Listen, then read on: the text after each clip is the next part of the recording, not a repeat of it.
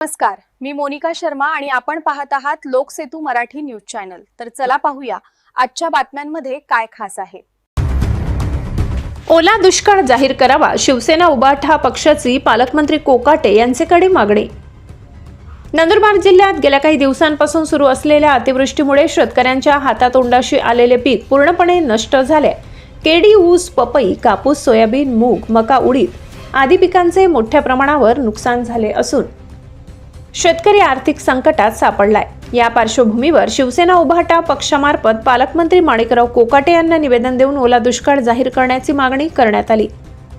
निवेदनात नमूद करण्यात आले की हाताशी आलेले पीक अतिवृष्टीमुळे नष्ट झाले असून अनेक शेतकऱ्यांचे संसार उघड्यावर पडले आहेत। त्यामुळे नंदुरबार जिल्हा ओला दुष्काळग्रस्त घोषित करून प्रत्येक शेतकऱ्याच्या खात्यात किमान 50,000 इतकी नुकसान भरपाई तातडीने जमा करण्यात यावी।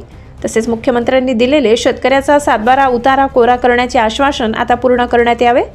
शिवसेना उभाटा पक्षाने इशारा दिलाय की जर शासनाने ओला दुष्काळ जाहीर करून शेतकऱ्यांना नुकसान भरपाई नाही दिली तर जिल्हा कृषी अधिकारी कार्यालयासमोर तीव्र तालाठोक आंदोलन व रास्ता रोको करण्यात येईल।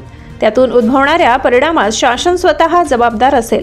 या निवेदनावेळी शिवसेना महानगर प्रमुख पंडित माडी, नाना पाटील, निंबा माडी, वासुदेव पाटील, चेतन पाटील, सुरेश घाटे, युवराज माडी, निंबा पटेल आदींसह मोठ्या संख्येने शेतकरी उपस्थित होते। ओला दुष्काळ जाहीर करण्यात यावा आणि शेतकरीला एकतरी 50 ते 70 हजार रुपये मदत करण्यात यावी अशी आम्ही प्रशासनाकडे आणि सरकारकडे मागणी केलेली आहे। अगर सरकारने दिवाळीच्या आत नाही केली तर आम्ही तीव्र आंदोलन आणि पालकमंत्रीलाही या नंदुरबार जिल्ह्यात फिरू देणार नाही अशी आम्ही एक उद्धव बाळासाहेब ठाकरेच्या वतीने तीव्र आंदोलन करू। लोकसेतू मराठी न्यूज साठी एवढंच। ताज्या घडामोडी, स्थानिक बातम्या आणि महत्त्वाच्या अपडेट्स जाणून घेण्यासाठी आमच्या लोकसेतू मराठी न्यूज चॅनलला सबस्क्राइब करा।